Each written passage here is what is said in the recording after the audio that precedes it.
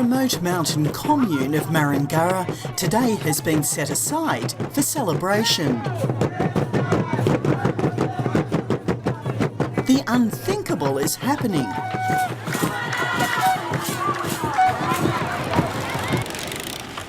Burundi's head of state is on his way to visit. It's not exactly the form of transport you'd expect from a head of state. He's followed by a convoy of armed guards. This former sports lecturer knows how to combine work with keeping fit and staying in touch with the people.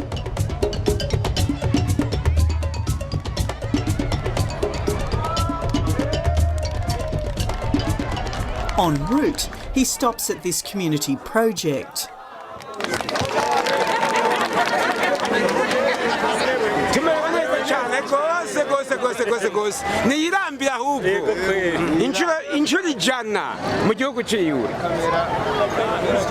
This belonging to an association made by people organized. So we're going to buy these trees and we're going to plant through the country. They are fruits trees.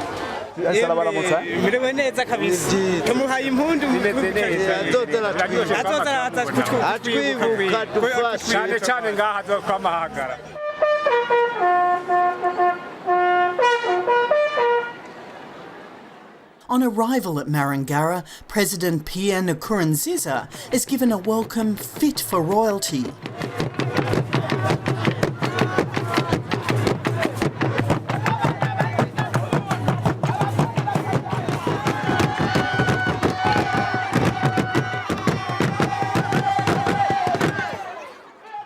For many people here, conflict is all they've known.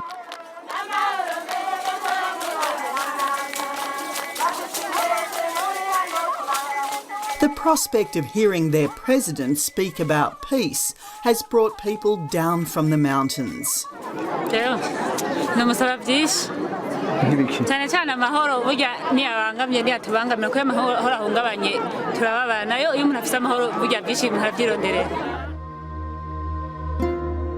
Burundi has its problems, but its future is linked with neighbours who've suffered even more bloodshed. Rwanda, where the assassination of Burundi's Hutu president led to Hutu death squads exterminating almost 1 million people. And the Democratic Republic of Congo, where millions have died in conflicts that still continue.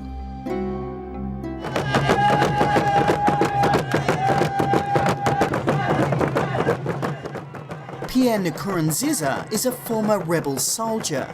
He was elected president in 2005 under a deal to end years of conflict between the Tutsi-dominated army and Hutu rebels.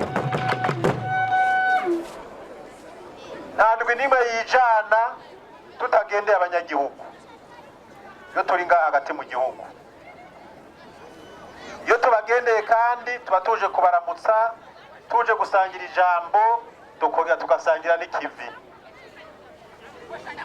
Twaje kubaramutsa rero ko tubakunda kandi tubavise kumuzirikanya.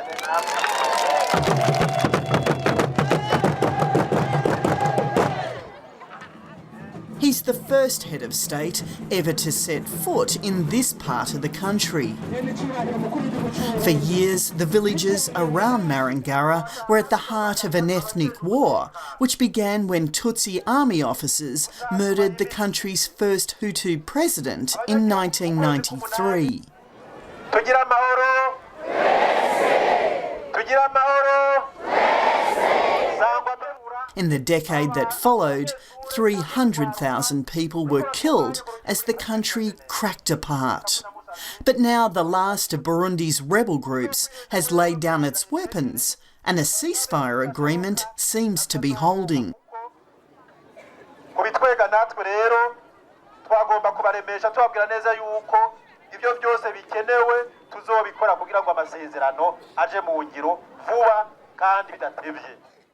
Burundi is being touted as a leading example of peacemaking in a region well versed in conflict. sangwa iterambere, sangwa ubumwe, sangwa ibikorwa, iterambere mu gihugu cyacu cy'u Burundi. We have seen that democracy is possible in our country. Now we have elected institutions, and we have also formed a new army and a new police. There is peace. That's why we put down our guns. The President's visit is giving special hope to those who can remember what it was like to live in peace. Ko mahoro je mbona iyo umuntu arimye utwiwe akadufungura akaryama bushya agasubira ku kivi abana bakiga umuntu wose ukazi ko akora gatabuka mbere umenga amahoro umuntu abayafise utica ahantu wikanga ngo ndagogo nakacanye umubanyi waryama mukarara hanze umwikeka ibonye mwese muryame mukavyuka muri mukayaje umenga amahoro umuntu abayafise ko mutima wumva ko uruhutse worohewe. But peace for some has come at a price. Suzanne Ntirandakura is a Tutsi, although she prefers not to describe herself that way.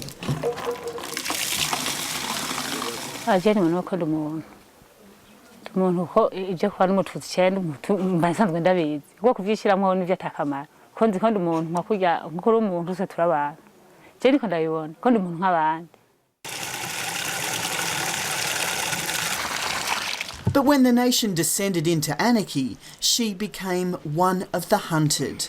Suzanne survived the murderous frenzy, but many in her family were killed, including her cousin.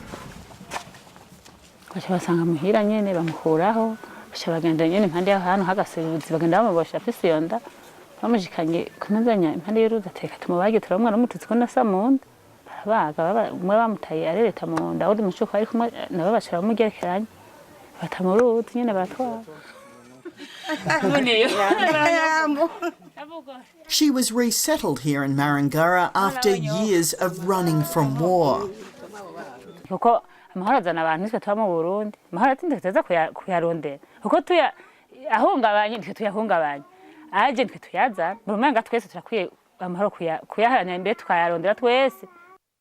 Among her new neighbours are former child soldiers trying to restart their own lives. Jean-Claude was given a gun when he was 11. He wants to put his past behind him.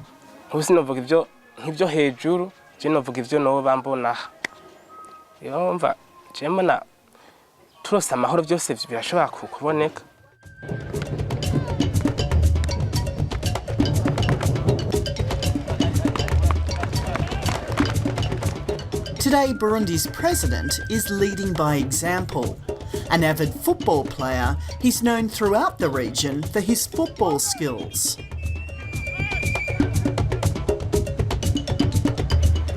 You know that before I become president, I was playing in the league in Bujumbura, and after I became also a coach. Those players who are together in our team, they are my former players.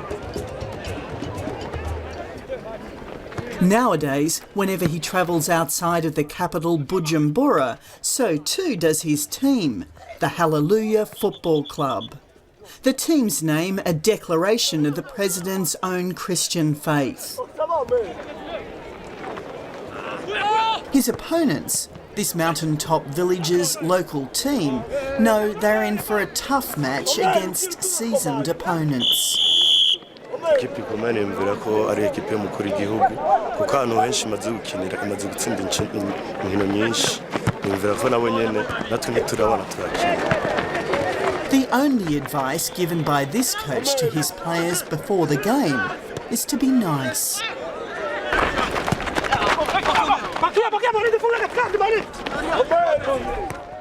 Yego abakinyi twavuganye twagerageje kubahanura yuko umukuru w'igihugu kizira kumukinira nabi bamukinire buhoro buhoro mugabo naho nitwace tumureka baramwataka ariko kibi no kumukomeretsa cyangwa kumukinira nabi.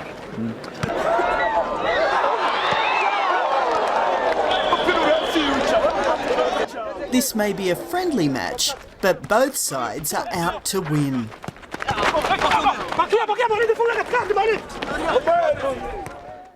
le président de la République. Bah, disons, surtout, c'est de calmer le jeu. Hein, parce que l'équipe adverse, ce sont des jeunes. Bon, ils ont l'équipe des ce sont des gens qui sont quand même un peu âgés.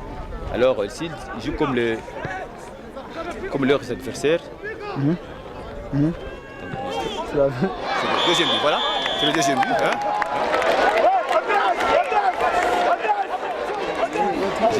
Mais un peu de rigueur, là. Un peu de rigueur. Ils jouent dur. Il faut le faire la même chose. Ça, hein? C'est bon. Kazan, wapeleki.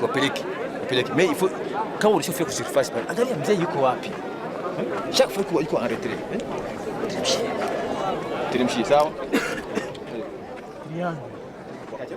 Burundi's football-playing president, as he's known throughout the region, firmly believes that football can bring the nation together and that tribal divisions are erased when it comes to the great game. Football is very important. It's very popular in Burundi. And if you go in every area, you can see the people playing soccer. Soccer in Burundi is very popular. And when you come here, you see all the people, even the old men, the old women, come to watch the match. It's very important to unite the people.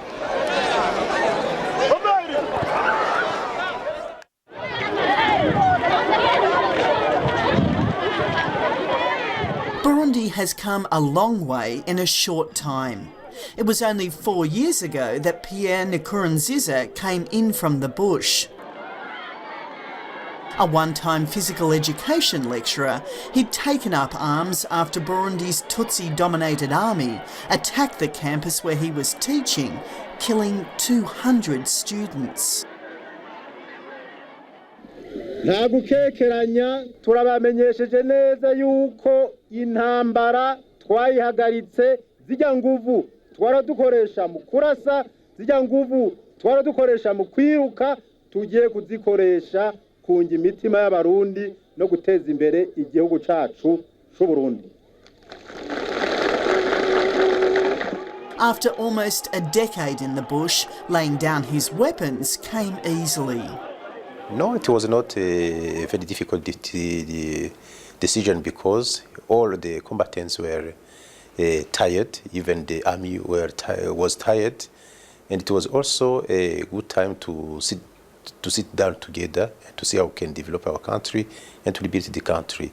We can say that to put down our guns, it come from the situation because all the Burundian people were tired.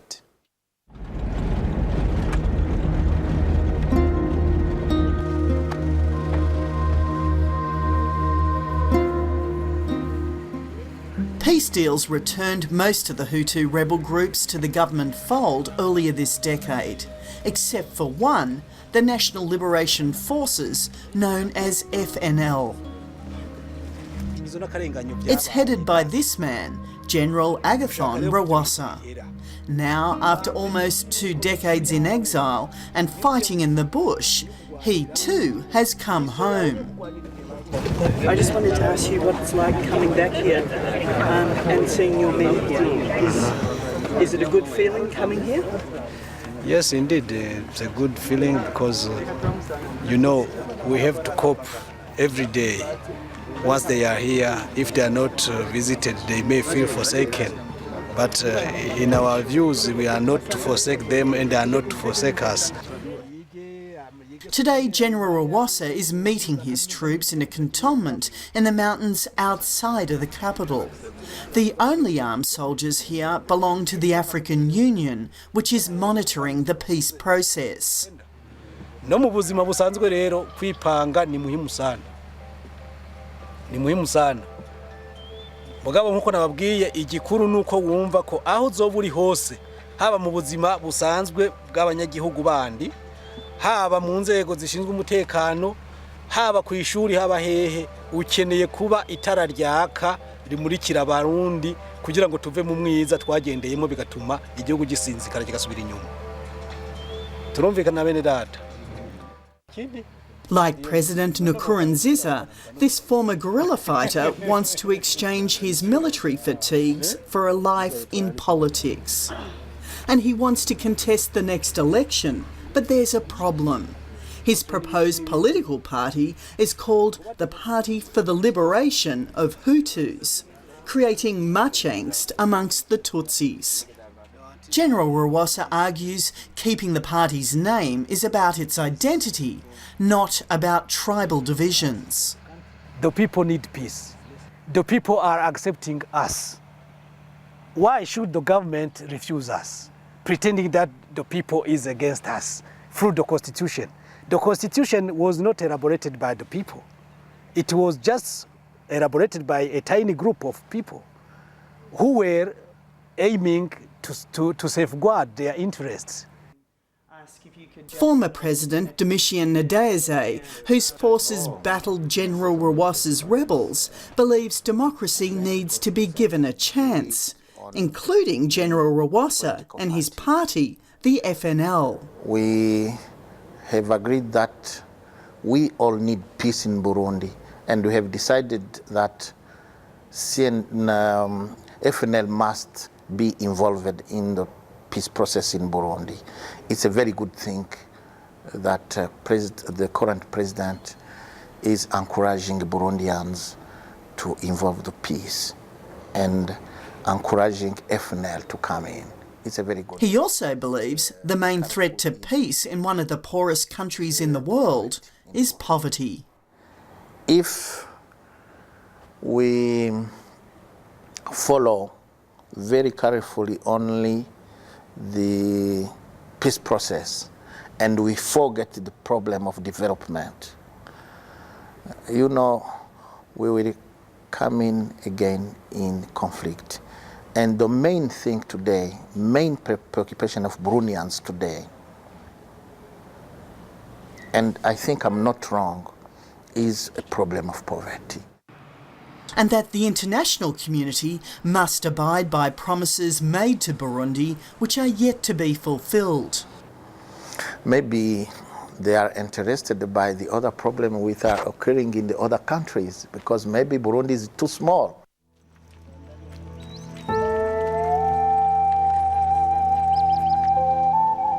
For now, Burundi is helping itself. It's first light, and the people of Burundi are waking up early for a united effort to rebuild the nation.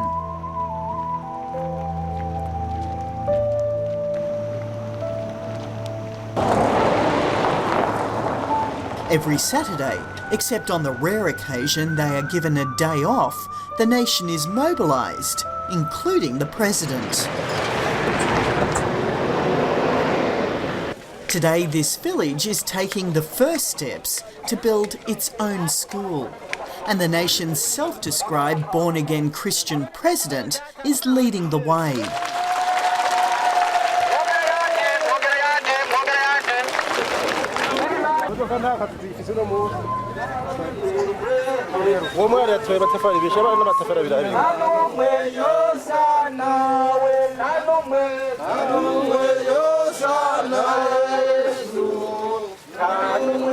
The government has promised universal health care and compulsory free primary education, but schools and health clinics are in short supply.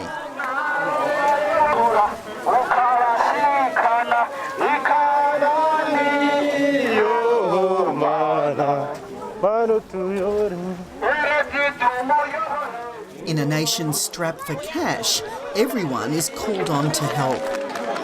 Just as Burundi's people are learning to live in peace, so too are the nation's leaders. And you're getting your hands dirty today? Yes, of course. We have through the whole country. We mobilize around 4 million people. 4 million people every Saturday. The whole country now, they are what we call now community works.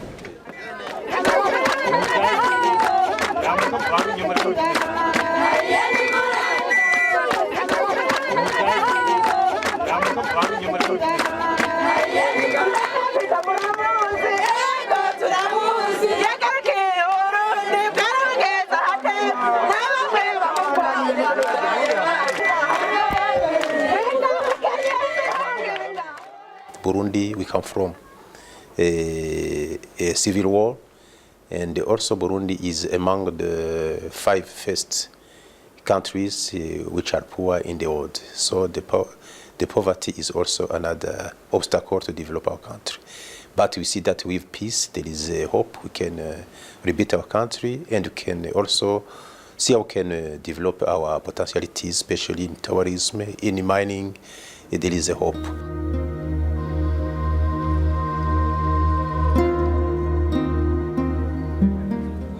Burundi's peace is fragile, but this time there's optimism it might hold.